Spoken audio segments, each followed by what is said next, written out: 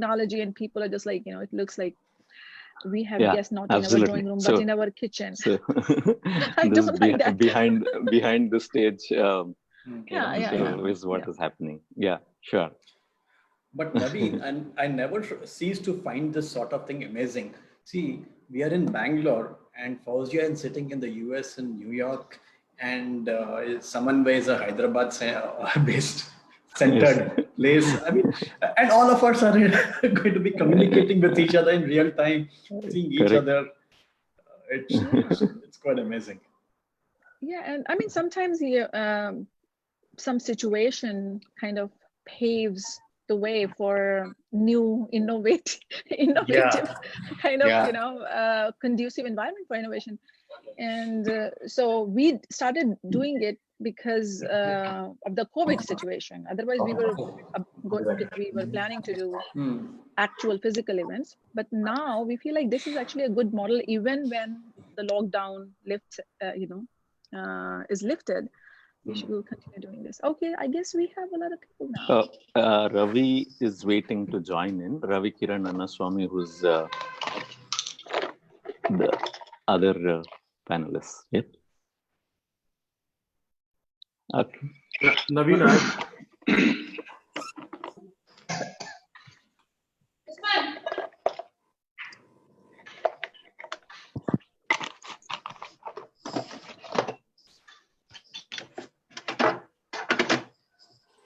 right after this, we are in another virtual summit. I shared some details about it.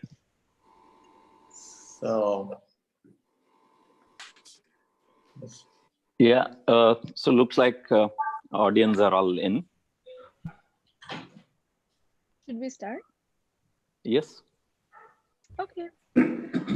Or if you can engage with the audience who already come in, we can probably give few minutes for people to join in. There are more people joining in, and many of them would use the live link on Facebook. Yeah, so this is important to note. Hi, welcome everyone. I will start talking about Samanvay and today's event in a bit, but welcome all of you who are already here. And this is very important to note that this event is live and is being watched not only by the people who are present here in this Zoom meeting, but also by people who are watching this live event on Facebook Live. So, and we will be posting this event in the recorded form on several social media platforms. So just to share with you before we begin. So Naveen, I think we should begin. What do you think? Sure, or if there is, we can. All of our guests are here, right? All of our panelists are here. Yeah, panelists are here. We need to make Ravi Kiran also the co-host. Okay. Yes, he's also there. So we can wait. He's there. He's there. He's there. Okay. We just need to make him the co-host. Yes, you can. Okay. Okay.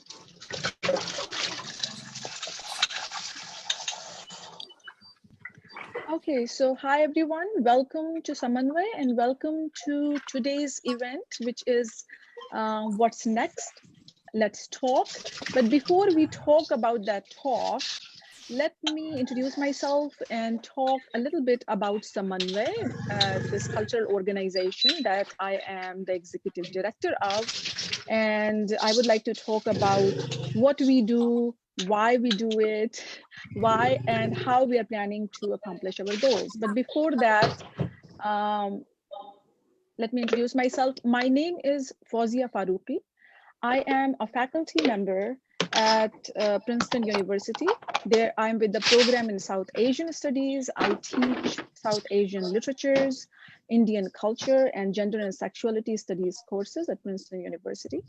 And here I am welcoming all of you, our guests and our audience on the behalf of Samanvay Space. And Samanvay is primarily dedicated to Indian arts and literatures. And through our preservation and promotion of Indian art, our final goal or our eventual goal is to serve the community. So there are so many organizations out there who are serving art, serving community in their own ways. So let me just highlight just a few of the points that describe us how we are probably different, or how we are doing things in our own ways to achieve some of the similar goals that many other organizations are doing. So the first point I would like to make, that our area, our scope of work is broader, in the sense that we are working both at local level as well as global level. And which means that we are building Samanvay city teams in different Indian cities. We already have teams in Hyderabad, in Lucknow, and in Ahmedabad. Our goal is for this financial year to build Samanvay city teams in 7 Indian cities. And we are working globally. One kind of evidence is that some of you are in Hyderabad, some of you are joining us from different Indian cities, and I'm sitting here in New Jersey, Princeton, joining you and running this organization that is primarily kind of working out of Hyderabad, and I am providing leadership to this organization in my role as the executive director while working at Princeton and sitting here in New Jersey. And so in that way, you can see that we are working both globally and locally. And the other thing is that while we are serving Indian art, our idea of art is very inclusive and we recognize the diversity of Indian art. So when we say that we promote Indian art, we are not focusing on a particular genre. To us, art is, anything that is creative, that is recognized by a particular community as art, something that touches our soul, something that helps our community, become better and more connected with its roots. So we work with various genres. We work with music, with dance, classical and modern. We work with textile heritage, we work and spoken poetry, high poetry, literatures. We are very inclusive in terms of languages as well, Indian languages. So all languages are welcome. And the second point I would like to make is that to promote art, we are not just focusing on organizing events. We recognize that it is important to focus on artists and recognize and organize events, but in the long run, we are not going to create the kind of space we want to create for art in our society. We need to focus on the audience as well. So we are equally focusing on how to promote appreciation of art in our society as well, and how to inform the audience about the art that we are focusing on, how to inform them and bring them in the discourses about what goes into art. Goal is to create active audience communities in India and abroad for the appreciation of Indian arts and literatures. So that is something that is very, very close to our heart. And another thing that we are really focusing on is engaging youth in whatever we are doing and closely working with youth. One example is that we actually launched our online event series, this 4-week series. We are working to the first event of our second week. So last Tuesday, our very first event, we organized in collaboration with a youth run group. the Good Talk Factory based in Hyderabad. So we collaborated with them and we invited young people to Samanvay first and listen, to them about what they are doing, what some of the causes that they really care about. So we hosted our first event with them. And we are building our own Samanvay Youth Forum, and I am a college professor. I work mostly with young people. So I am leading and I'm the key person who's working with our youth forum. And if you look at India particularly, majority of our population is youth. So if we are thinking of planning anything in, that should be relevant, after we are gone, that should be relevant for a long time, we must engage with youth, not only in terms of telling them what they should be focusing on, but also learning from them what they care about. There is this saying, a quote, that do not try to make your children like yourself, because they are born for next generation. So we really, really believe in that, and engaging with youth is one of our major goals, and we have plans, concrete plans to achieve those goals. And of course we will learn more about what we can do a little extra to achieve all of our goals after this talk. But for example, in all of our city teams, we have plans to have at least 2 youth leaders. Through them, we will be connecting with youth in that particular city. And another thing that I would like to highlight is our collaborative model of working. So we are not competing with other organizations, other platforms that are doing similar things. We are actually partnering with them, we are collaborating with them in doing whatever we are doing. And last but not least is our bottom-up approach to community building and serving art. And one example is that instead of us, Samanvay, this core group, deciding that this is the event we are going to host in Lucknow, this is the event we are going to host in Delhi, we are actually building a team of local people and asking them what kind of events that will work, are going to work in your city, based on your language, based on your aesthetic sense, based on the genres that you need to preserve in your own community. And our job is to provide leadership, to provide resource to these groups, to these city teams, and empower them to accomplish on their own, with, of course, our guidance and our help, that they feel passionate about.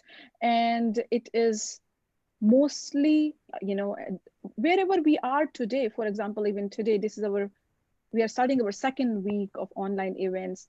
We have accomplished this with a large number of people who are voluntarily working for us. So I am humble and I thank my own team, because I sit here in front of my Zoom camera and talk about Samanvay, but there are other people, a large number of people who are doing all the work, who are reaching out to guests, who are doing operational work, our tech team, and most importantly, our managing director, who never appears on camera, Mr. Pavan Jain, who took the initiative, starting this Samanvay. It was his idea, and when I learned about this idea, I went on board, and now I'm here as his partner to run this organization with the help of all of you. So that is Samanvay, and I'm hoping that we will have all of your support, and we will grow as a community, and which is our goal. So I will stop here. I mean, I can go on and on talking about Samanvay because I'm so passionate about it. But let's go to our host, our moderator for today's talk, um, which is, the talk series is called What's Next? Let's Talk. And today's, I will let our host talk about today's title and what it means and introduce our panelists. So our host, our moderator today is Naveen Lakur, and he is a serial entrepreneur turned innovation coach. He is the founder and chief innovation coach at the Institute of Inspiring Innovation. Naveen loves to inspire enterprises and entrepreneurs to innovate and guide them to grow in the right direction. In his professional career, spanning more than 25 years, in the industry worldwide, he has co-founded several innovative companies and has also been a catalyst for more than 250 ideas to have become commercial realities. He conducts training programs for corporate executives, entrepreneurs, and students. Out of the box thinking, a little extra for extraordinary results, and leading change are some of his popular programs. Naveen Lakur is an international award-winning author and an inspiring and wonderful human being. His books, Inseparable Twins, Found, and A Little Extra are contributing to enable innovation potential, which he believes is there in every one of us. He loves telling business stories, and he specializes in business model innovation, which is the need of the hour during this extraordinary times. So now over to him, Naveen. What's next? Let's talk. Wonderful. Thank you so much, Fauziya. When you were speaking and also briefing about me, it sounded like poetry. And I know you are a specialist in that. And I felt like, okay, let me listen. Why speak? So thank you so much for that wonderful introduction and a welcome, and also a brief note about Samanvay, a wonderful platform with I love creativity and innovation. I see this wonderful platform of fostering creativity and supporting young talent, so which is fantastic. So thanks for inviting me to be the guest host today for Samanvay on this, of this theme that we are running as part of. Let's talk about what next, right? So what I thought. Today, I will take inspiration from my own book, A Little Extra, and bring out some of those inspirational shots. And can I start my presentation? Yeah, yes, okay. Please. Okay. This is your I session. would thank you. I would request all the participants, audience who are there. First of all, welcome you all, and request you to keep your mic muted so that only the person who is speaking should be keeping it open and speak out so that it is clear and easy for everybody else. It's a little extra that you can be. Just turn off your mics for now, right? So I will share my screen and show a presentation.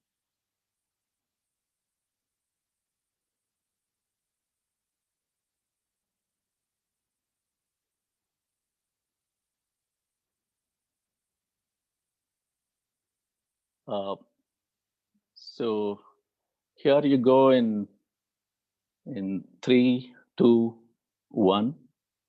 Yes, you will get to see the presentation, and I hope you're able to see what next. Let's talk. And today's topic is extraordinary people and their little extras. Okay, that is the topic that I'm here to host. as I mentioned, I'm going to be drawing some shots of inspiration from this book by title A Little Extra, which is my latest book.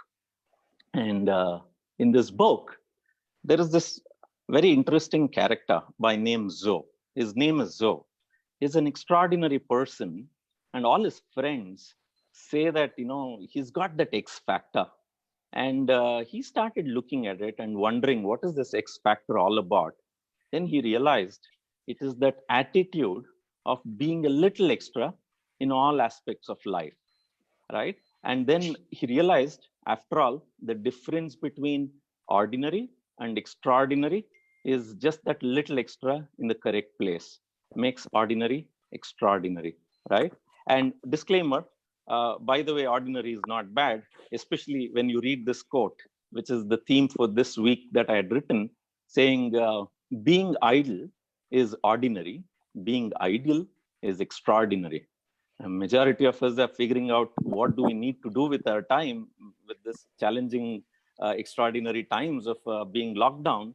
But there are some people like this Zoe is an extra. He'll keep figuring out opportunity to be a little extra and see what can he do, how could he repurpose himself, or with this time, what would he be able to do meaningfully such that it is going to impact the society. Is of that kind. And Zoe is that special guy. Don't think this is an imaginary character. Well, I thought so while authoring this book, but then I came across few people who are just this Zoe, and today he is manifested in 3 people. So, so you're going to be meeting 3 extraordinary people virtually, catch them live, and also their thoughts, and gain some insights from their experiences and the journey that they have gone through in what they do and how they've achieved and where they are today. Definitely shots of inspiration. So here,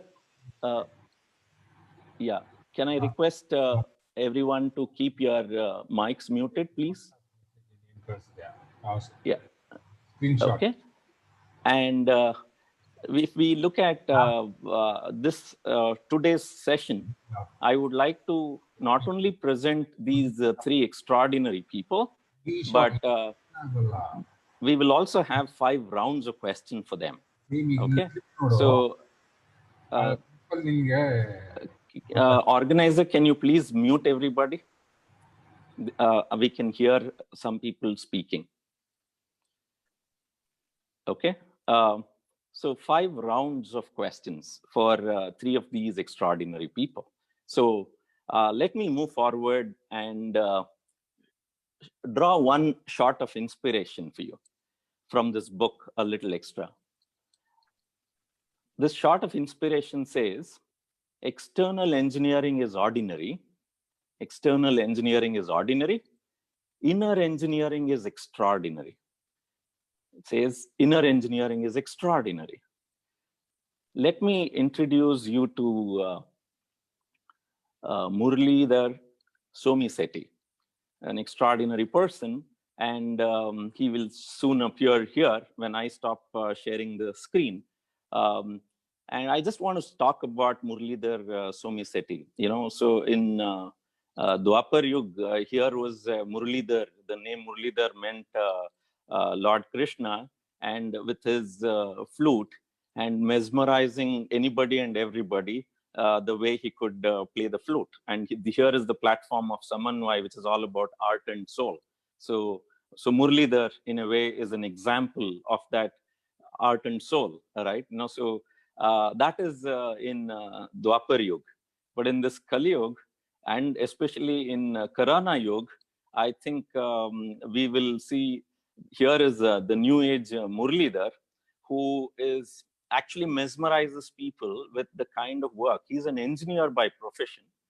But he's realized, well, he's been a technopreneur, a geek, developed phenomenal technologies and so on. But then something happens to him in his life. and he realizes, you know what, external engineering, which I'm very good at, is ordinary. I want to be a little extra, get into myself, and make something which is extraordinary. Not only for me, now he's gone further little extras and created something called Yogify. It is a yoga mat which talks, which guides you, which actually mesmerizes you. People are using it and going crazy about what it is. So he's the founder and CEO of Wellnessness as a company, and the product Yogify. So with that stage setting of external engineering is ordinary, inner engineering is extraordinary, I have the first round of question, starting with Murlidhar, as the question is going to be common to three of them who are extraordinary people here. Coincidentally, three of them are all engineers by profession or by education, and but specialized in many different things. Oh, actually, coincidentally, it is four, including me. It's four of us who are engineers, and sounds like, is it sounding like Chichore movie getting redone as part two? Uh, so let us see what we've got to share from our own experiences and different fields that each one has chosen. So, round one question for you, Murli, is as a chief of your organization, what does your typical workday look like? First, talk about your work and also the kind of workday looks like. I will stop the sharing of my screen, and you will be in the front. So we will get to see Murli Dar Somi Seti.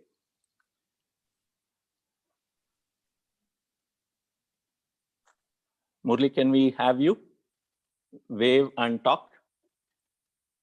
Okay, I just unmuted myself. Thanks, Naveen, for that introduction. So you took me back to Dwapar Yuga and brought me to the Kali Yuga. and Corona. And maybe say hi, that people know that you are Murli there. Yes. Hi everyone, I'm Murli. So Naveen, thanks for that kind introduction. So you really, elevated me to Lord Krishna, and I think that example of XO actually is like very nice. That inner engineering, that was a very apt to what I'm trying to do here.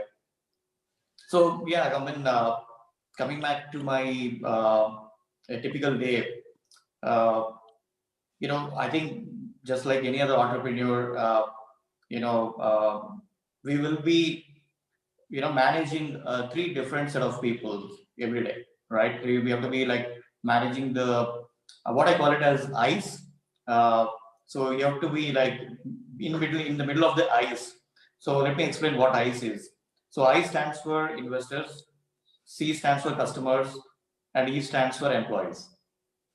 Okay, so we have to manage our time as an entrepreneur, managing the the relationship or their expectations, management, or making sure that they are, especially customers, right? I mean, you need to make sure they are always happy with the product or what they are experiencing.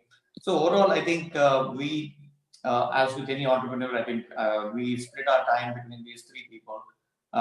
So to be in the eyes, I mean, when I say eyes, as in these three set of people, and then you have to be cool all the day. So at least I do, because I am into yoga and in this field of wellness, so I have to walk the talk. So I do start my day with meditation. I follow a particular practice for 20 minutes, then take a shot of black coffee, and then get into my yoga routine before I start my day on, catching up on emails, messages, and regular meetings and all that, right? So one other thing that I do is because I am a technical guy by myself, so I like to get into the discussions which are also getting into the product design and engineering elements. So I'm very much hands-on from that angle, and Yeah, and basically meet a lot of people virtually nowadays. Of course, we cannot meet in person, and try to kind of build a good network over the social media platforms, and I do spend a little time also on teaching yoga, especially during these times. I've been taking some online classes to help the Oh, okay. community. So Yeah. one question to you, a little extra question as Yep. to what is this company Wellnessness all about, and talk a little bit about Yogify as the product that you created. Absolutely. Yeah. So wellness is, when we started, it was actually more of a, the concept Yogify that came into my mind. So wellness is as a company happened later. So Yogify is, you can call it as a smart yoga assistant. I will not say it is just an intelligent yoga mat. Of course, as you introduced, it is a yoga mat which can talk, which can interact with the person who is doing yoga. But more than the mat, it is actually now evolved as a smart assistant, right? So it's like you have a virtually your yoga instructor on the go, anywhere, anytime you can practice yoga, and more than that, it's like it motivates you to do it regularly and bring it into the lifestyle. So with that, with that concept and the product that we were working on, we felt yeah, maybe we are we have to look at a broader horizon of wellness in general. Because the wellness, as you can see now, is one of the top 2 or 3 priorities in the world, and we are looking at how do you kind of get into preventive healthcare, right? So that's the company is all about creating intelligent systems, basically bringing technology, the modern technology and the ancient sciences like yoga, Ayurveda, or meditation, these practices together. So that's what we started on that journey. Interesting, how the ancient wisdom and the modern Yeah. technology. Now I can easily understand, the name Yogify, the Yeah. yoga of the ancient science and of wellness, and the Wi-Fi of today is the technology. And you are a person, extraordinary person with the combination of both. Yeah. So I'm and where is this company located, and who are your target audience? Who do you want to really cater to and help learn yoga, practice Yeah. yoga? So our company is based in Bangalore and as well as in US, Atlanta, in USA, and we have basically the target audience mainly. It's an interesting thing actually. We have a combination of both yoga, the people who want to get onto yoga, and also yoga teachers. So yoga teachers are also our target audience because they see this is a new medium of instruction, a new medium of reaching out to more people, right? So Yes. our target audience is both, combination of people who always wanted to get onto yoga but could not because of whatever reasons, and at the same time, interestingly, yoga teachers they want to, especially during these times, they want to reach out, and as you know, it's like typically one-way street of teaching online, right? So Yogify is closing the loop, making it a two-way street. Wonderful. Yeah. Oh, that's fantastic. I think we will hear more about it and know what you've done there. So probably it's time for me to bring another Zoe manifestation here, extraordinary person.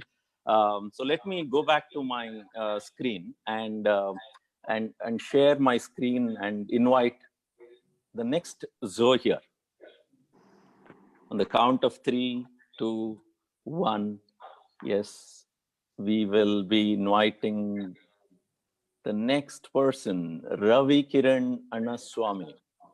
And here, I just want to talk about this shot of inspiration. This shot of inspiration is creating a net worth is ordinary. Creating a net worth is ordinary. Creating a network is extraordinary. By the way, again, as I said, ordinary is not bad. We need to create net worth, no doubt. But today, in current situation, we are all experiencing how this technology network, that is the internet connectivity and the broadbands or the 3Gs, the 4Gs, the 5Gs is all making a huge difference. We would have been literally shut down, even though we are shut down literally, but we are still connected. That's because of the kind of network, the technology which is enabling, right? On the other hand, here is a special person by name Ravi Kiran Annaswamy. Okay, Ravi Kiran comes with again an engineering background, but then he is passionate about networking. He's worked with companies like Nokia, Siemens, where they were connecting people through network technologies, and also true to his name, Ravi Kiran. It's all about the rays of sun, right? So that's what literally his name would translate to. So he ventured on to create a new company called Pneumocity, right? It is all about enabling a network and a platform which will enable the alternate energy vehicles, right? The mobility space. How is created that network, which many large companies are also using their platform and that network management to manage their own business. So solar energy or the electric vehicles are the in thing today. And we all understand how valuable mobility is when in this lockdown time. So I have Ravi Kiran Annaswamy, the CEO, the founder of Pneumocity, here for you all as an extraordinary person. So let's hear from him the same question as to, as a chief of your organization, what does your typical workday look like? And at the same time, give a little briefer about what your company does. Over to you, Ravi Kiran. So I go ahead and stop sharing my screen. So we get Ravi Kiran onto the forefront. Ravi, can we get a wave from you so that our audience get to know who it is? So we are in the virtual world, network, connected, and truly socially distant. We are maintaining social distance, yet connected. Ravi, over to you.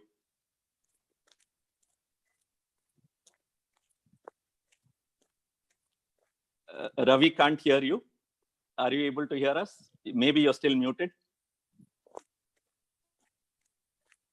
We can see you, not hear you. Oh, he is maybe Rajnikant style. You should, even without talking, others should be able to figure it out.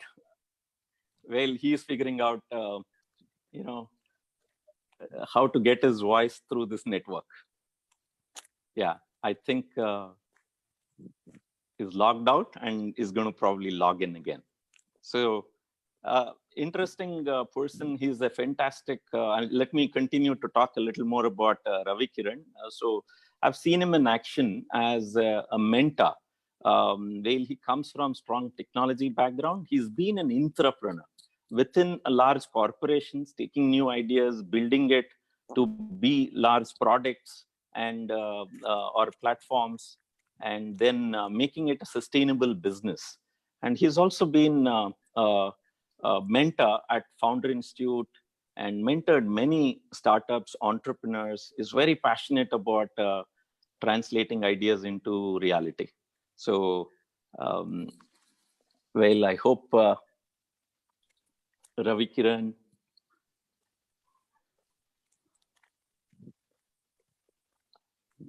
Okay. Ravi has to be back. Murli, can we have one more question, second round of question for you? Sure. Yeah. Okay. So the question is, how did you get into this field? Whatever you're doing, how did you get there? Okay, that's a long story, but I would like to maybe summarize it because it's been like a multi-year journey. Okay, see, my foray into wellness industry, right, has been a fortunate accident That's the way I would like to put it.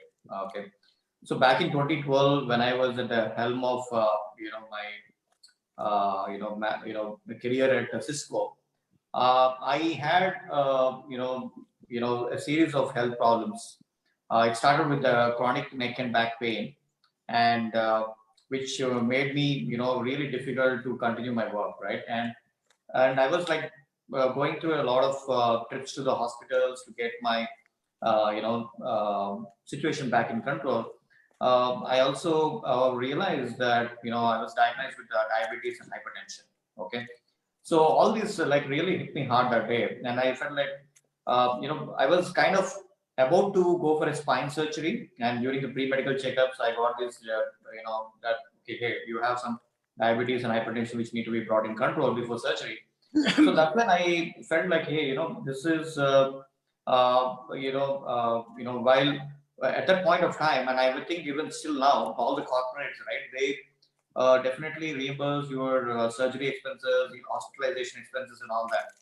But nobody, used to reimburse anything that you go through natural healing methods like be it yoga or homeopathy or any of these natural healing methods, right?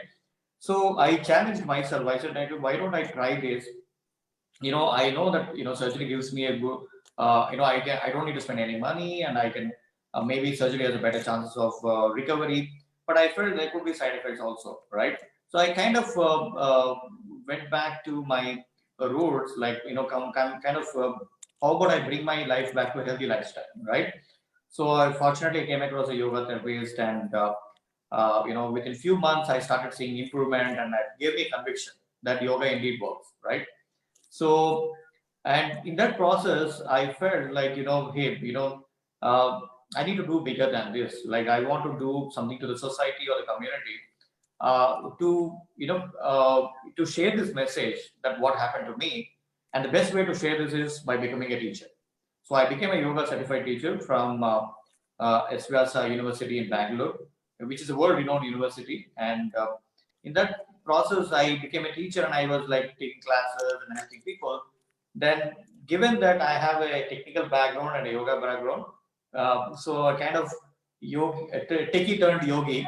So it kind of made me to think about why don't I create some product or a platform which will help a lot more people, and like more like a self help product, right? So that's when it actually led me to this. Glad that if I look back, the decision that I took that day to go on the route of yoga and not on the surgery, it really, if I look back, that was actually seeded the journey for Yogify, right? And now today, Yogify, of course, has won a lot of awards and recognition at the global stage. We believe it's all about being part of every individual's transformational journey, right?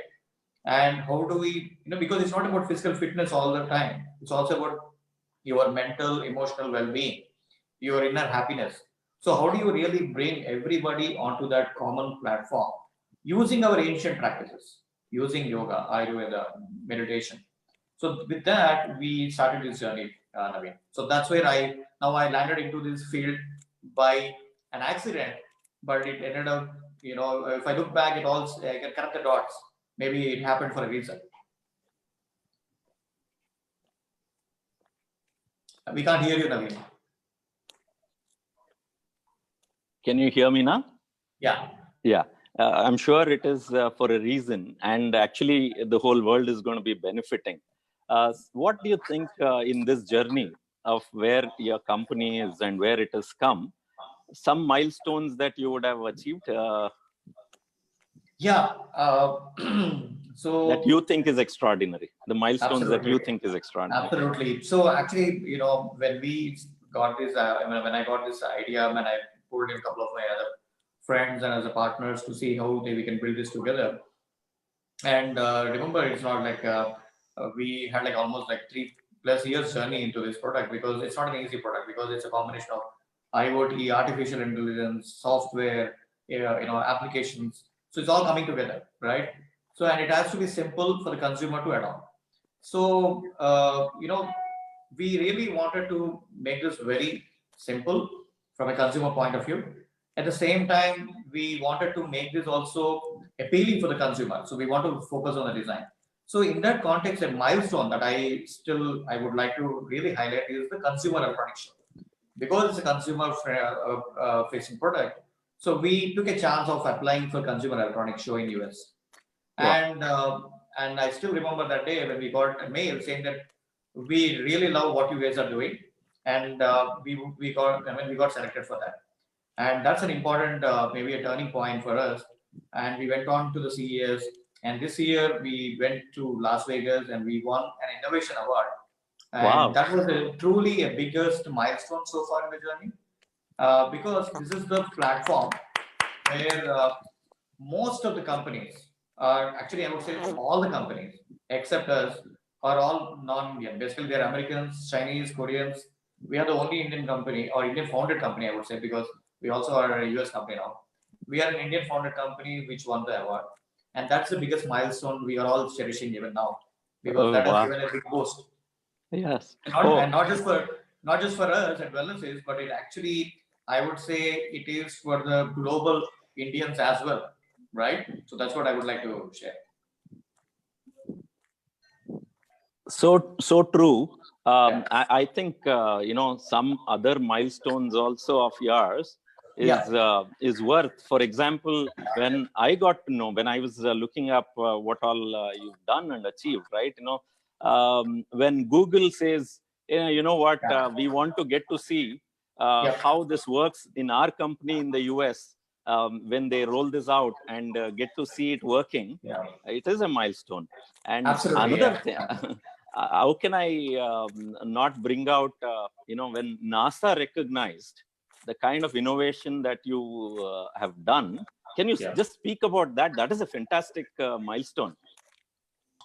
Yeah, absolutely. I mean, it's a very humbling experience when NASA actually chose us as one of the products they wanted to explore for their astronauts, because astronauts, as you all know, they go through a severe physical and mental a churn when they are on the space flight, right? So there is a lot of time they prepare, and after they come back, there is also a lot of preparation. So they felt like Yogify is really fitting into their helping this astronauts. And we were surprised, to be honest, when we got invited to present in front of NASA scientists, and saying that, hey, how do we, embrace this technology? And many such interesting memories. But what is fresh in our mind is the CES. So that's where, Absolutely. And especially when people in Las Vegas who came to this world's largest event, and they want to try and do yoga on the mat that you people have created, should have been a pleasure moment for you all, right? Absolutely. It Okay, was it's a pride. it was a dream come true when people really there was an emotional connect. They were not just coming like any other stall. They came with an emotional connect, and they tried, and they were like very happy. So it really gave us that kind of I cannot express in words the taste we had at CS. Fantastic. So with that extraordinary moments that you've had, definitely those are big milestones, and there's a long journey ahead. Wishing you very best there. Now let's switch to Ravi Kiran Annaswamy, who should have come back now. And can we say hi, Ravi? Yeah, hi, back again. Yes.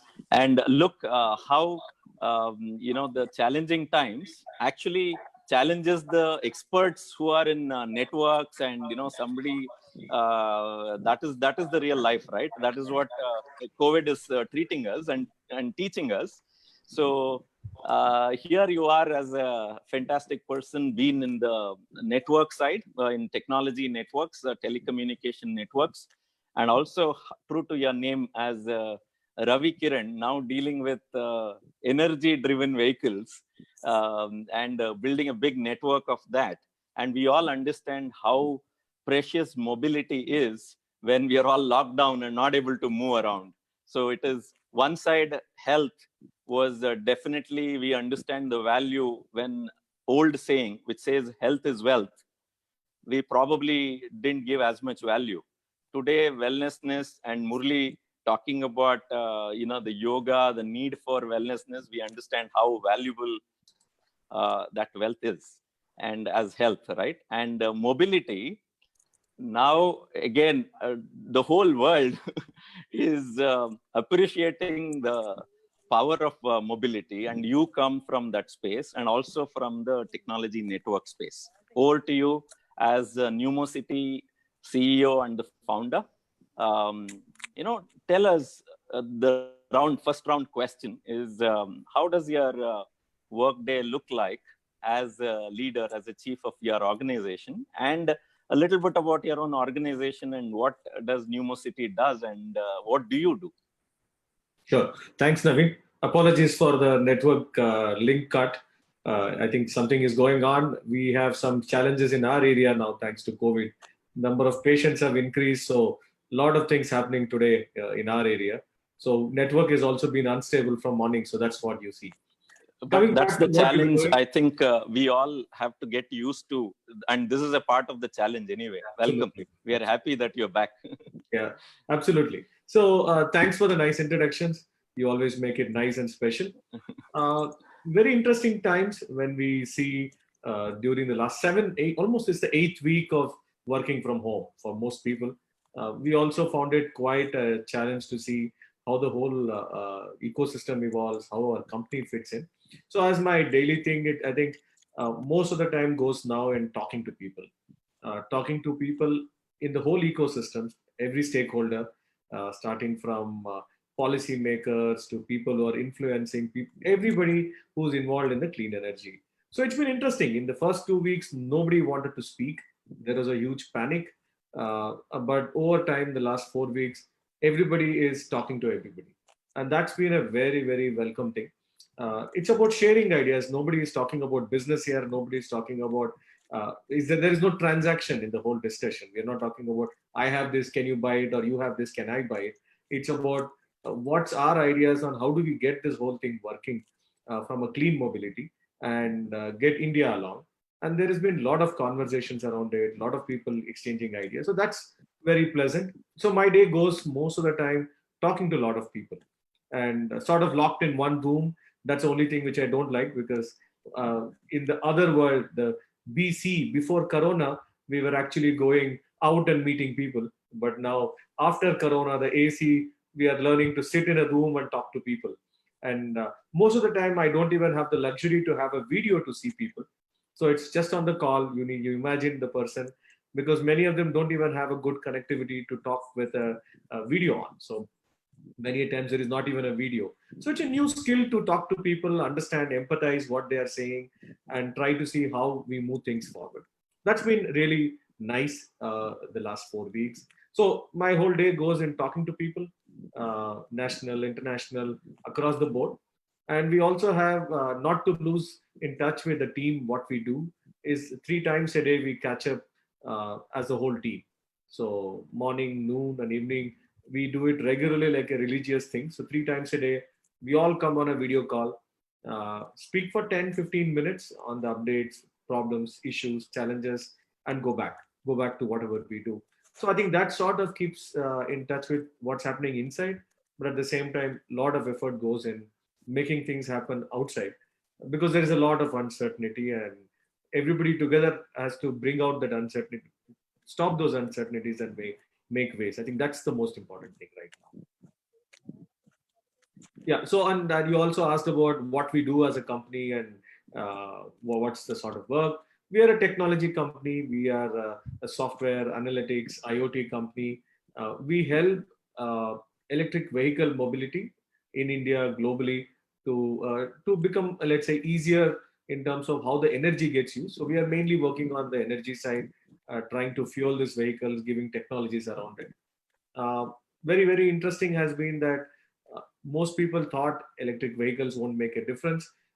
In cities like Delhi, I think that's something was an interesting statistics. The pollution levels were at 675, 660 particles per milligram. Now it has come down to 20, and one day, last week, it even came down to 7. So even the cleanest of cities like in Finland don't reach 7.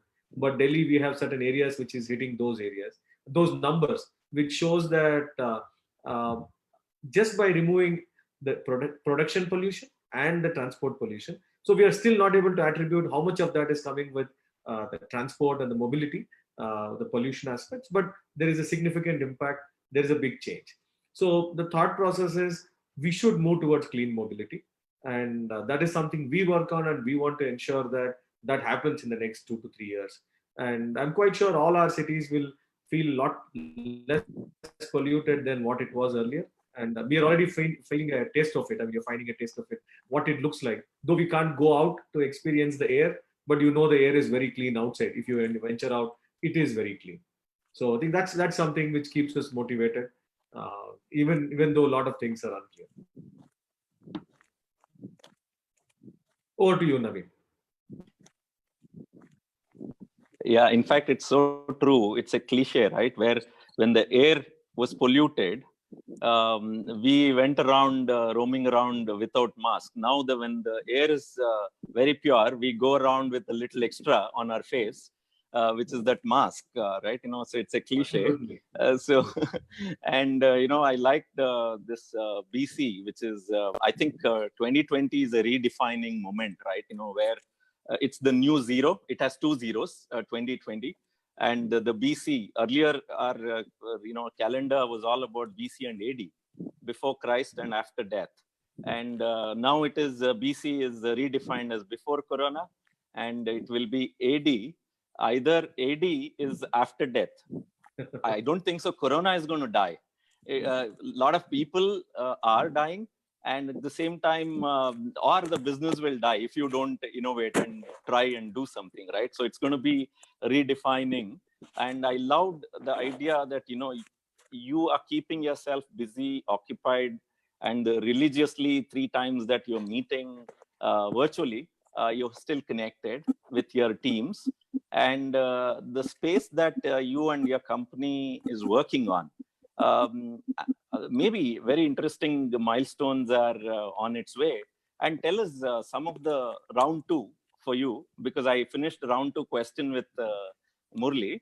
So I promised 5 rounds of questions. So Sure. Round two for you is any milestones that, how did you get here? How did you get here, and any milestones that in this journey that you've achieved? Yeah, I think, see, in terms of technology, we were already doing certain things which gave us an insight into what would happen in electric mobility. But certain work we did in 2017, understanding particularly in Delhi, Murli was also around there.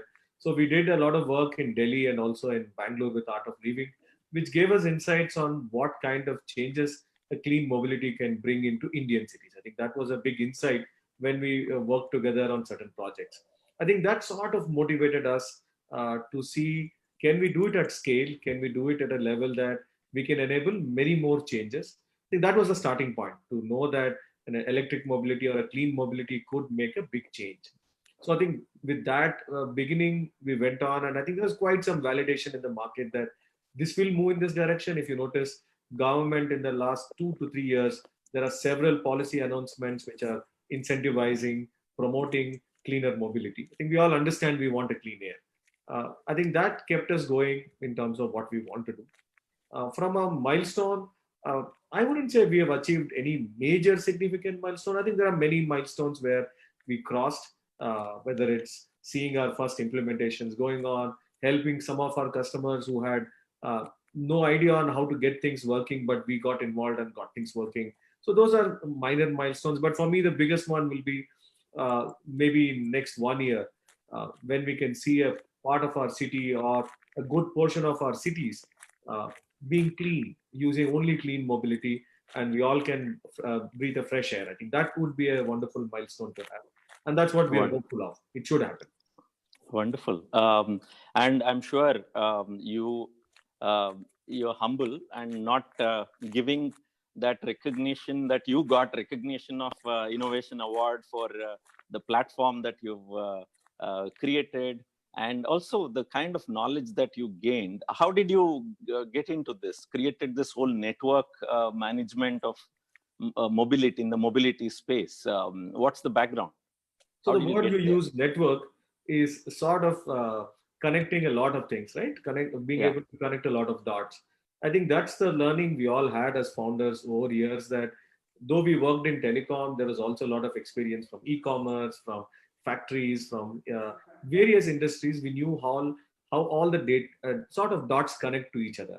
So when we looked at clean mobility, we saw a big opportunity to bring many learnings from telecom world, which is very close, very similar to what is happening. Uh, Concepts from certain IoT networks which could be brought in. So I think that was a good eye opener for us, that at the end of it, probably it's all the same. Like you talk about religious thing, at one level, everything is the same.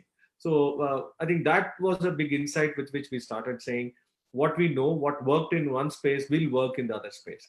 I think that brought in a lot of clarity in what we do, how we do.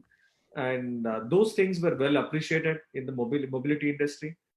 And with that, we started off. And I think it is still being appreciated, the way we do things, the way we visualize certain things. I think it's still appreciated. But that comes from the learning of multiple domains, connecting a lot of dots, not just looking at mobility as one item. I mean, even today, we've been talking to one customer a few hours back where what they want is very different, but what we are able to see is very different. So they are able to appreciate that you see it a different way than what we traditionally see. I think that's the value the team is able to bring on the table. Wonderful.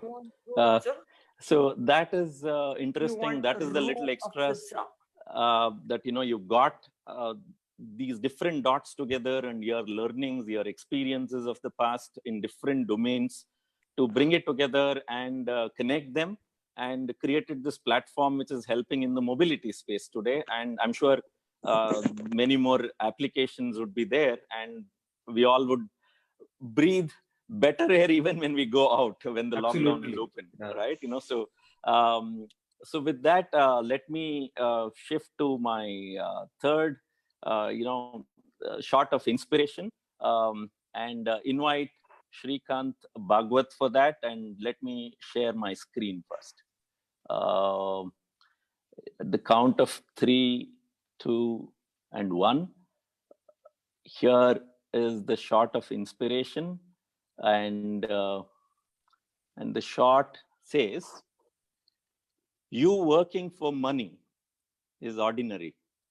You working for money is ordinary.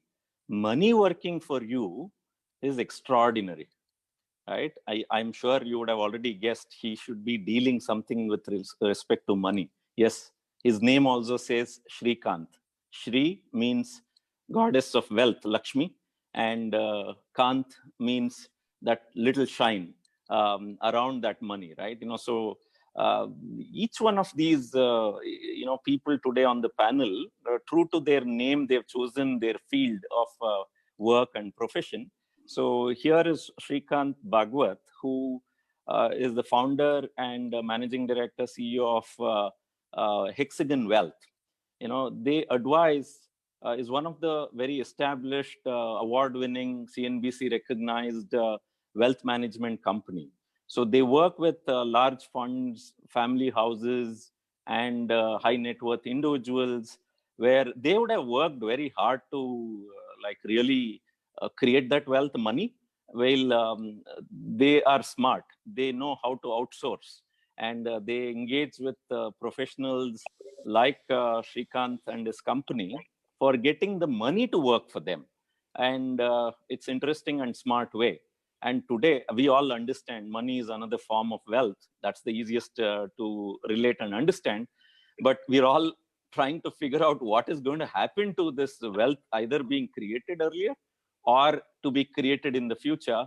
So with all this uncertainty, extraordinary time, money is a very important resource today for all of us. So let's welcome Shrikant Bhagwat, and we want to hear from you the first round of question, saying, as chief of your organization, what does your typical work day look like?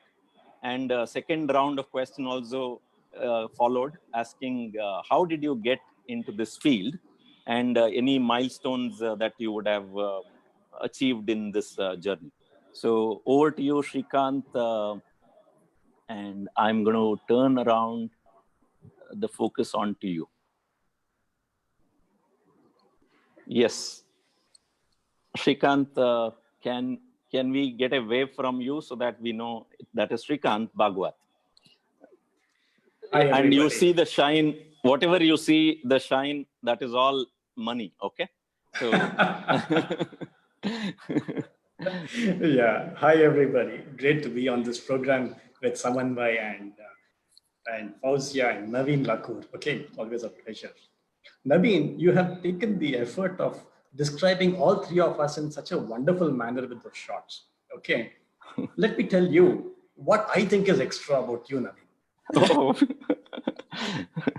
All right. So, Let me describe what okay. is extra there. Okay, I would say having knowledge is ordinary, but sharing that knowledge for the benefit of others is extraordinary, and that is Naveen Lakur. Oh, thank you so much. And see that this is also a demonstration of your little extra. So I'm sure should be some innate ability in you. This sounded like a poetry. Like, we started off with Fauzia earlier, and when she spoke, it sounded like a poetry. And now you are speaking, and that is also sounding like a poetry. So, yeah, let us see whether you have something like that for us today. Okay. And All thanks for right. presenting that. Yeah, keep the tomatoes ready. Okay, so Naveen, yeah. So coming to your question, how does my workday look as as head of an institution dealing with wealth? So typically, I read about 3 newspapers a day. Okay, so before I get to work, I finish reading 2 newspapers and then get to work, and the third one is somewhere along the way during the day. The first thing that I do is after I pray and sit down at my desk is to jot down all my tasks for the day and prioritize these tasks. Right. Once I finish this, then I catch up with what's happening to markets all around the world. Global markets, India markets, stocks, bonds, metals, oil, what are different governments doing across the world in their economies. So I try to get an aerial view at the beginning of the day, that 35,000 feet view. And that will help me figure out what to do for the day and what are the perspectives for the day. Okay. Once I do this, I take a very quick look at performance data, and then I move out of my cabin. Okay. I walk around, I have a chat with the entire team that's there, figure out what they're up to, what are the client issues they're working with for the day, are there any problems for me to help in, and this is how my day goes. And then I go to my mailbox and see which are the mails that I should be reading and answering. Right. Generally, the second half of the day goes in reviewing. Okay, so I sit with my managers and advisors, and one of our core tasks is to study every client's portfolio regularly.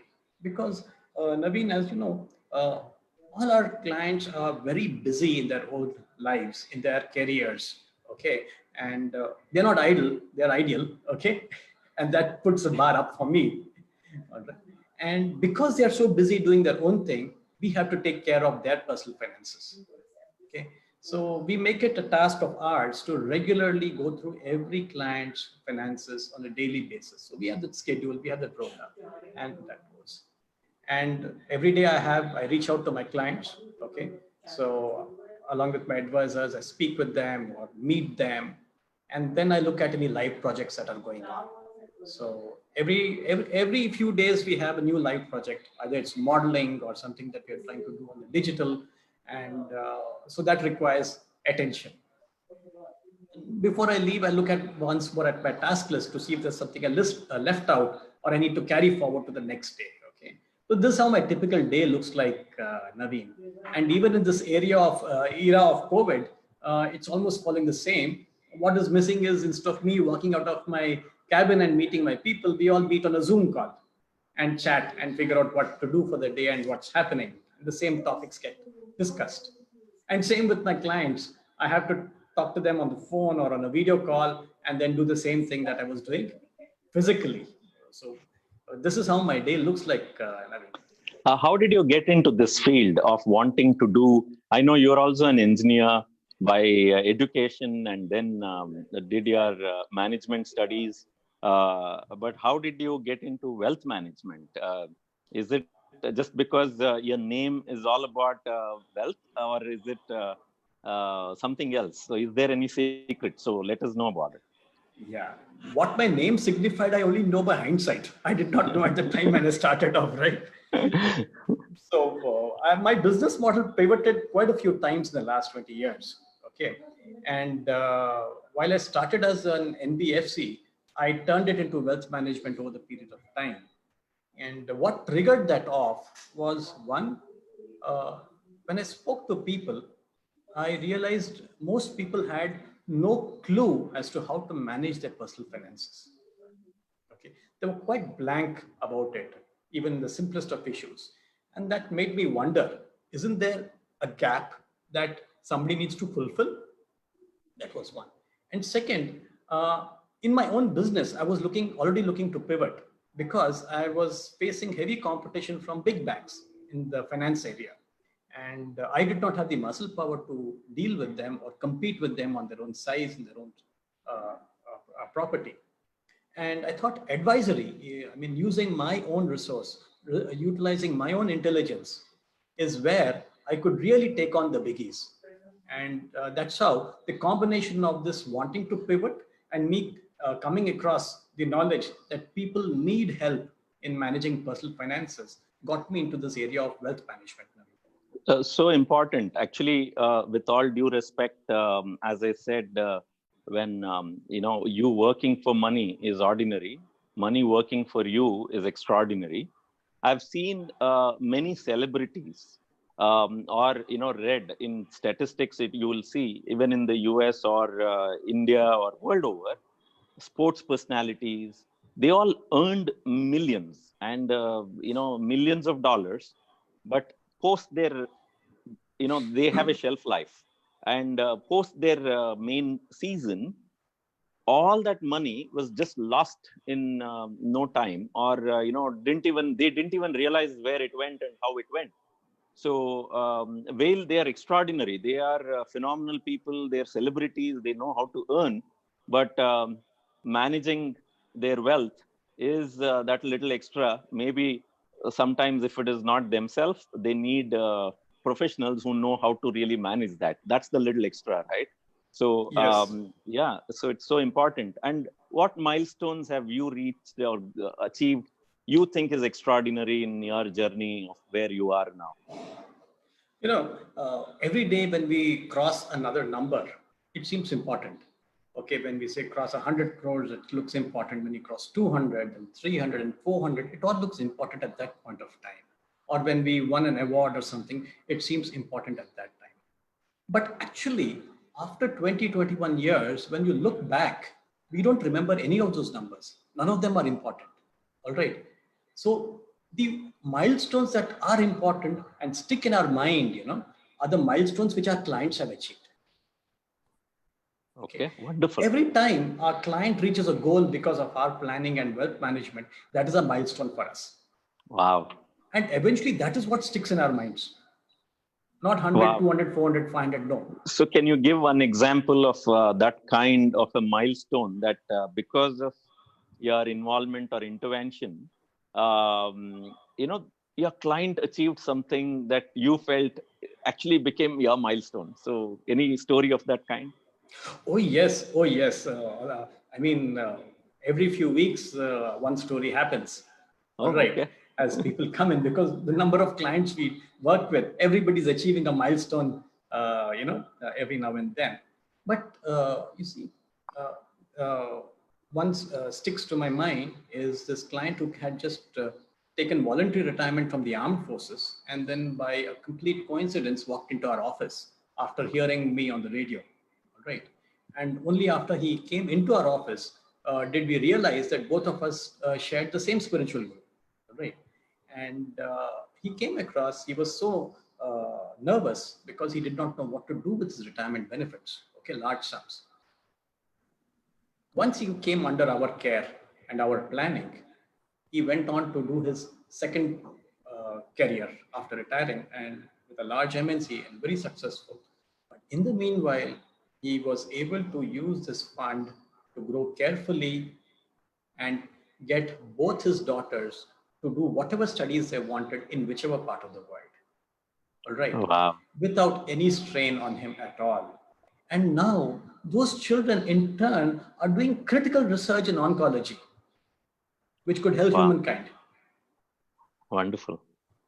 So when we think about this, that we were instruments in allowing these youngsters to pursue their passion and in turn help humanity, it feels very nice. Okay. Very nice. That is a little extra and definitely extraordinary, right? Yes.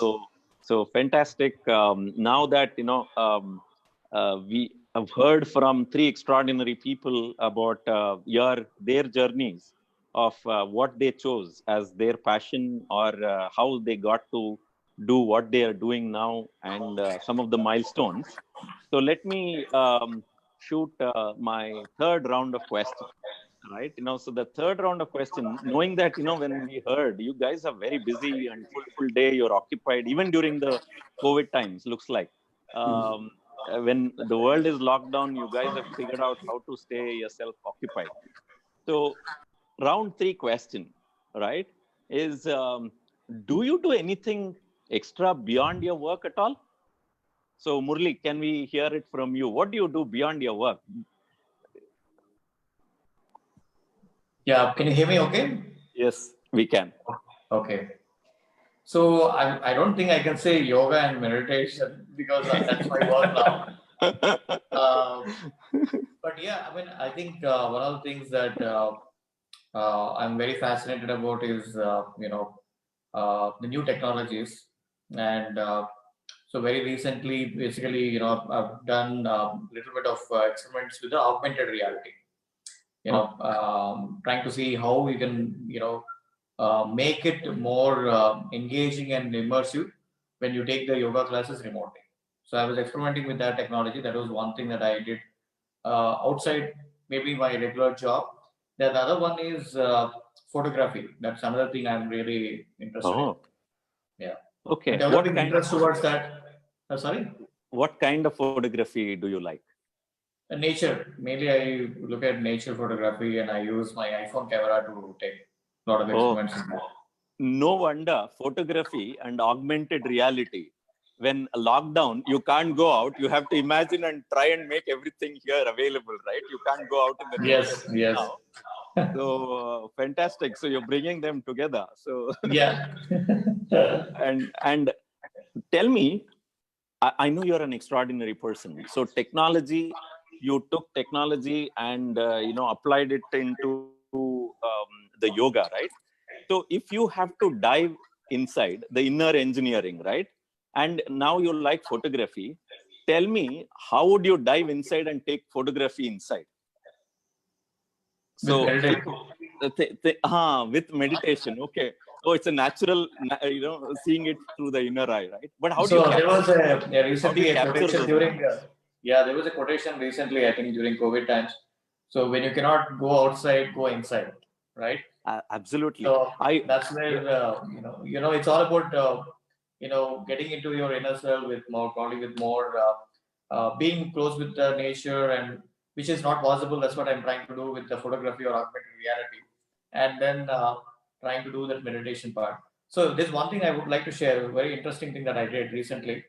So we are doing these online classes for kids and for, with the initiative to improve the immunity for community, right? Okay. So kind of we did a little experiment with the kids, like conducting a class with Google's AR that they recently launched with animals. So as you know, most of the yoga postures are inspired by animals, birds, So I brought those AR into the classroom, and the kids like, wow, this is something new. And they started doing poses without knowing that they're doing yoga, and they had like a lot of fun. Wow, that is extraordinary. Again, creative, a little extra, and engaging creatively with children. And I'm sure today they are all born with technology, right? So they spend a lot of time with with these gadgets, and I'm sure you're finding ways of engaging this new generation too. So Yeah. fantastic. That's a little extra. Over to you, Ravi. What is that that you do beyond a little extra beyond your work? Is there any? Yeah, so I'm back again. Uh, been a volunteer from my student days with a professional body called IEEE, Institute of Electrical and Electronic Engineers. I spend a lot of time with many activities around the globe in that area. So at least in these days, one thing we figured out was how do we ensure that students and younger professionals get a lot of skill, knowledge, and also get them ready to uncertain times. How do we manage it? So there are a lot of programs we are running around the globe. So part of it, helping in planning, helping in executing some of them. Recently we are starting a mini MBA program for a lot of youngsters, to tech youngsters, the people who are in the tech world. How can they learn certain things in a short period, a 1 week, 1 month period? So a lot of such small programs which are being planned. So I spend quite a bit of my time whenever I get to work in the evenings with various young volunteers. That also helps me to connect with the younger audience. A lot of youngsters who work on these, and being part of those groups, working groups, gives a good insight on how they think, how they work. So also keeps me younger. As day goes, you also learn how to think very differently. Actually, that actually points out. I've seen you earlier. Now that lockdown has been in place for almost 6 weeks now, and you've been locked down, and I know you're looking young, and looks like you've even been a little extra. Did your own haircut? I'm sure you've not gone out for salon. How did you manage that? That is creativity gone wrong. So I don't want to claim any creativity here, but this is something which went wrong. So that's the only thing I can say. No, you know what? We all need to learn now, because if you look at the number of increase in the spread of COVID cases in USA, a lot of it has been attributed to saloons. Alone, yeah. People who went to saloon, and and there was body contacts, the cloth being used, and the spread has been very high. So Correct. the post even the COVID thing, of lockdown, if not COVID is going to stay. So but if we have to be a little extra, do it ourselves, right? We need to learn. So is that New a skills. little extra? Any tip on what learnings did you have while doing your own haircut? Yeah, that's what I said. Not to be told. It's very secretive. But things go wrong. That's the biggest learning, that you think it's a very easy job to do. That's the first appreciation I had, saying every skill is extremely important. What you think is very easy is not so easy. So you need to learn quite hard. Wonderful. So I'm sure this is a great tip for all of us who need to learn how to have a haircut. And it's okay to go wrong. It's going to grow again. So, Absolutely. so that's good, and it teaches us something, right? And an appreciation to skills. And maybe it's one of the skill that we all need to learn and do it yourself, right? And one more thing, little extra. I know your interest in technology and being very actively participating in IEEE. You've been involved in 4G policies, and how do these policies come into effect, and introducing fourth generation network. And that's when building networks is extraordinary. So one question I have, I see a lot of research or communication happening on 5G, Yeah. being impacting, or the supporting the spread of COVID. So how far is it true, and is it true at all, or is there more research to happen? So what's your view on that? So I've seen those videos. A lot of people have asked me, because I'm on various 5G committees. So first thing people ask is it true? Uh, I don't think there is any empirical data to prove it as of now. So I wouldn't like to say it is right or wrong. So maybe we don't have data to say whether it is right or wrong. But from whatever I know, with all the companies working and the research done, and all the tests done, I don't think so. But I'm quite sure with more data, maybe there are different insights. But at this moment, I would say it is still let's say it's a part of a rumor or things which somebody is talking about, but maybe they have enough data to talk. But mostly in videos, because there is nothing shared. They showed the heat maps wherever the 5Gs has been introduced. Those are the same places the COVID is on the high. The spread is on high. But however, I think it is important, for figuring out, is there any fire, that little extra stuff that we need to figure it out. And also because technology is one way that we are all now operational, even having this call. So it's important that the 5G is meaningful, and at the same time helpful for the mankind too, without causing any damage. So wonderful. If any research, please do share with the world, and also if it is not harmful, which is very good news. So Shrikant, what's your little extra beyond your work? So now that's interesting, because I like variety. Okay. So end up doing a number of other things. One, I like writing. Okay. One aspect of writing that also know about. And I like photography. And yes, of course, Blue Cloud is there, which I haven't spoken about. Blue Cloud is my motorcycle, which takes me places whenever I want to travel and see the country. All right. And that is one. But of all of them, the one that is closest to my heart and takes most of my time, even in the present situation, is Seva. All right. Okay. And I have been involved with a number of friends, and you are also part of that group, Naren, where we have been working to provide hot food to the needy. Right. So we provide food not only in Bangalore and many other parts of the state, starting with the families of patients at hospitals, in government hospitals, who are not in the privileged class, and for them a hot meal is something of great relief and help and energizing.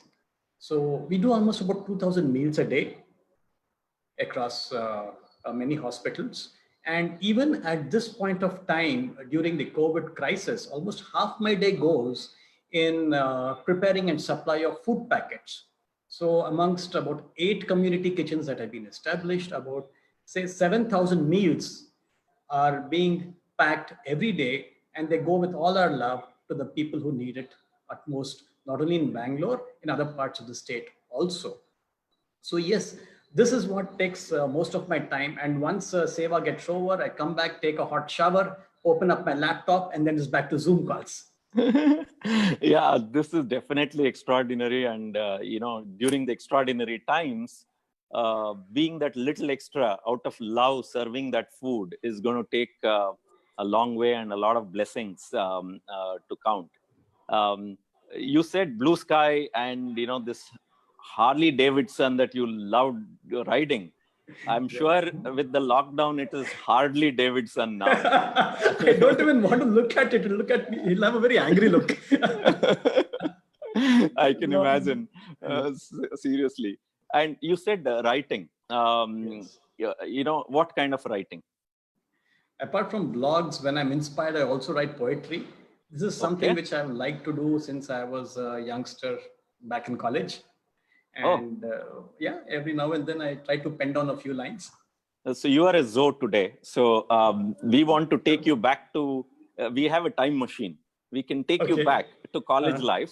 And now here is a platform and an opportunity. Just imagine, we are all the audience. You could mesmerize us and go ahead, share some poetry. Oh, wow. We are putting you on test. Okay. Wow. And this is the most secure way of doing it, because if any of you throw eggs or tomatoes, it's going to spoil your own screen. So true. Oh, beware, a disclaimer. Don't throw anything which will affect your monitors. So Shrikant, you are safe. So go ahead, share. This is something I actually wrote in 2013. All right. but I thought it was very appropriate for our context today, okay, where all of us are in lockdown. Okay, and this few lines, these few verses. Fauzia, please excuse me for my poetry because I know you're somewhere else in terms of quality. Okay, No, so Irshad. As we say in Urdu, Irshad. thank You know, you. hum muntazir hain. Yeah, all right. I have titled this set of verse Pause, as in P-A-U-S-E, pause. And pause is something that what we are undergoing today in lockdown mode. Okay. So let me read out these few lines. Okay. Please excuse me if I look at the screen here. A pause in my walk. Crabs courting the waves. A lone seagull lays the wind. Dragonflies in twos. Sands shifting in the wind. Wait, butterflies on the waves must be selflessly present to add beauty to my thoughts. I am quiet. I meditate. If a pause in action be so uplifting, a pause in my thoughts be the answer. This is where I am. Beautiful. Okay. Oh, beautiful. Beautiful. You know what? Beautiful. When you paused, I thought, that is the answer also, right? And you paused. So, Exactly. so wonderful. The answer is within Thank you, ourselves. Shrikant. Thank you. So you should come again to my poetry session, Oh, wow. Discuss about each of you. It'll be my pleasure, Fazia. So that was a little really extra and extraordinary. This was like a commercial break for me, right? So maybe if you have one more which you can share after my the next round of fourth round of question to all of you. Sure. As the round break, commercial break, right? I Right. would like to get one more little poetry out from you. Oh, yes. So, everybody can go get their popcorn and then I will. But they're going to miss a little extra then. So here is the fourth round of question. We will go with you yourself, Shrikant. I believe COVID-19 to be an innovation catalyst. Okay, COVID-19, I believe, is an innovation catalyst. What's new at year end? So who wants to go? Shrikant, Okay. you go. Well, for one thing, we have all figured out how to work from home efficiently. Where we all thought this 15, 20 of us should be at our desks in the office and doing things, we're very, very comfortably and seamlessly working as if it was old times itself from wherever we are. So the pressure of COVID-19 made us quickly scale up our systems, okay, and so that we can work from wherever we are without interrupting operations. So all our operations are going on as usual. People are buying, people are selling, people are doing everything. It's just paperless and online. It just took us 10 days to get to that stage, Naveen. Wow. From the time it seemed like it will go bad. So when you say lockdown. buying, selling, is it all stocks that you're talking about, share market and? Yes. Yes. Oh, it's all functional, fully, Yes. though no lockdown, right? No lockdown. Stocks, mutual funds, everything is happening through our platforms quite seamlessly. Wow. Okay. So there is a lot of work then. And, are people investing? Are they conserving? Yeah. So people are quite willing to invest. Okay. But we're also advising them to conserve both. So there is one element of their wealth which they should conserve. And that is the secret of proper asset allocation. We ask everybody to take some money out of their funds and put it into their bank account.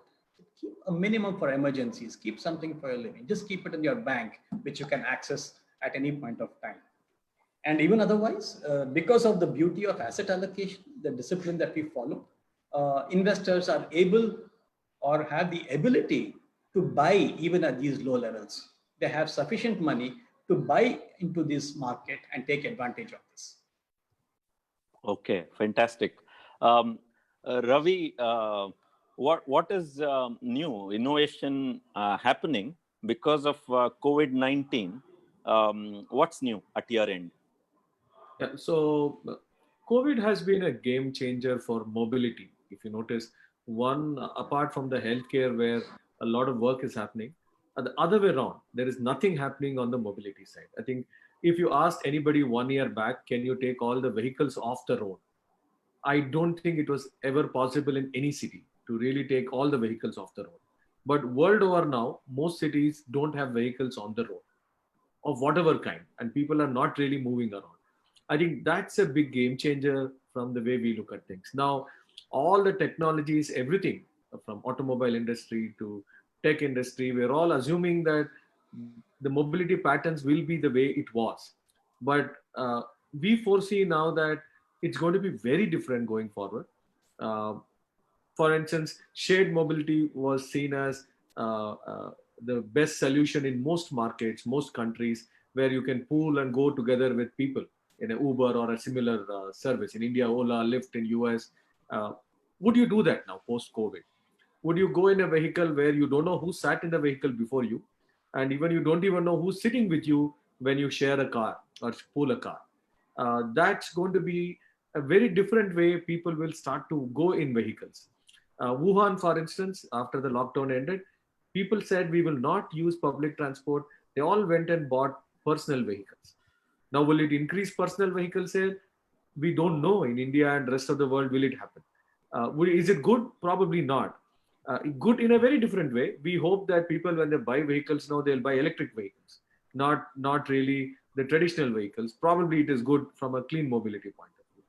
So Yeah, and all of this, maybe a little extra yeah, with somebody like you as innovation specialist, ideas and network, right? Maybe a car which is safe, electric, and also tracks the mobility of Corona, yeah, right? So the both people and the Corona together, right? Maybe innovation there. So no, absolutely. network specialist. Yeah, so there is going to be a lot of new approaches on how people will move from point A to point B will happen. And we are keeping our ears and eyes open and also looking for what could be tried. Like you said, whether it's about even tracking and knowing who these people are when they come into the car and go out, like the Arogya Setu app sort of gives you that information. Information is also publicly available now. So there is going to be a lot of changes, and personally, we are looking at how this is going to impact in the next 6 months to 1 year. Just an interesting stat, if you don't know, this month, April, Indian automobile market was zero sale. That is, nobody bought a vehicle in this month, April 2020. So I think that's a record of different sorts in the last 25 or 30 years plus. It has never happened that there is 0% sale in a month. So that shows that it's going to be some amount of disruption. The way we will move around, the way we will go from point A to point B in future will be very different. So we are open right now. Maybe you will be mobility industry, the automobile industry, if they use their knowledge just the way you applied your other domain knowledges into the mobility. If they use all their mobility knowledge onto tracking of mobility of Corona, they'll all be in business now, right? Absolutely. So maybe it's time in interesting ways to apply that knowledge. Absolutely. So very, very interesting time, because what we thought will not happen is happening. So that opens up doors for new ideas, new innovations, because now you can try new things. You don't have to worry, is it going to be working at all or not? Right now, it can, because correct. Which was so there it's a new baseline, right? It's a new baseline to start with. Fantastic. Over to you, Murli. What is COVID-19 treating as innovation catalyst for you at your end? Yeah. So Naveen, I think these are very interesting times, as Ravi and Srikanth mentioned. So it is going to disrupt quite a few industries. So is the case with the health and wellness sector, right? So one of the things that I observed, and this is actually the real data I'm sharing here. So what happened in the last 3 months, especially in US, uh, and especially as in March and April, there has been a significant improvement in the adoption of home-based fitness equipment. Okay. Yeah. So there is a sudden spike in people wanting to have this because the gyms are closed, yoga studios are closed, and they saw like 300% growth in just like last 2 months. Okay.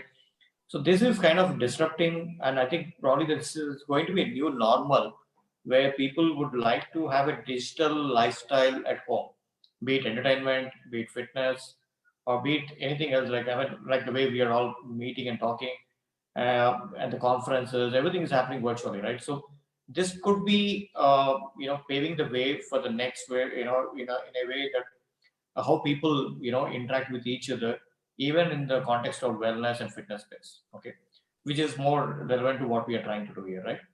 Yeah. And one of the catalysts of for innovation here is like now, how do you really make it? For example, the yoga studios. We had this problem, which we are trying to address in US. A lot of these teachers who became cash strapped, yoga teachers, because of the studios getting closed and there are not any classes. So suddenly they found, the platform like online, and if there is a way of interacting with this people two-way, they started adopting it, and these platforms have become suddenly of a significant value for the teachers who are losing revenue for their own classes. Yeah. So thank you for that. And all three of you have been extraordinary. In fact, my fifth round of question was what next in your industry. In a way, you covered that as to, as part of your, that's what you've all been a little extra. And with that, fantastic sharing and your experiences, I'm sure audience would have got many insights out of your journeys, and how you've gone through what you've gone through, and how you've been spending time during the lockdown time, and the ideas that you are dealing with, what you are doing with it. It's extraordinary. Thank you all for sharing that. I didn't even realize with all your sharing, we are just short out of our time also. We overshot. So let's bring it to a close while Heart Says continue. Shrikant, can we have your poetry to end our show with a poetry? And, so then we turn it around and wish everybody goodbye, good health, and, stay connected virtually while maintaining social distance, and enjoy your time with everybody, right? So Shrikant, over to you. So I'll make it a very short one, okay? And something which we can take home. We are already home, right? let's. This one is in Hindi, all right? And it was inspired by me on a journey when I was riding Blue Cloud on a very nice highway in the mountains, okay? So this is how it goes. हर मोड़ पे नजर आती है जिंदगी, हर मोड़ पे नजर आती है जिंदगी, जरा हल्लू चलो, जरा हल्लू चलो, कहीं ना मिल जाए मंजिल और तजुर्बा नहीं सफर की, कहीं ना मिल जाए मंजिल और तजुर्बा नहीं सफर की. Wow. Wow. Both good. One fantastic.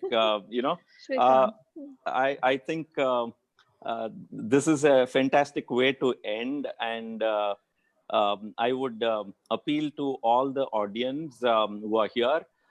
Samanvay is conducting many programs. Every day there is something interesting happening. You should all tune in. One in art. Tomorrow, I think it is about the paintings and the detective way of figuring out, what's happening there in the art industry, right? So music, shairis, then poetries, and so many fantastic things happening throughout. You should follow and, be that little extra, enjoy. And Samanvay team is doing a fantastic work. Thanks, Samanvay, for giving us opportunity for showcasing these three wonderful, extraordinary people, Zoe in action, and for sharing their journeys and insights. I'm hoping that all our audience have benefited out of it, and wish you all a great time, safe time, and stay occupied. Thank you. Love you all. Over to you. Thank you, all the guests. Thank you, Naveen. Thank you. Thank you all.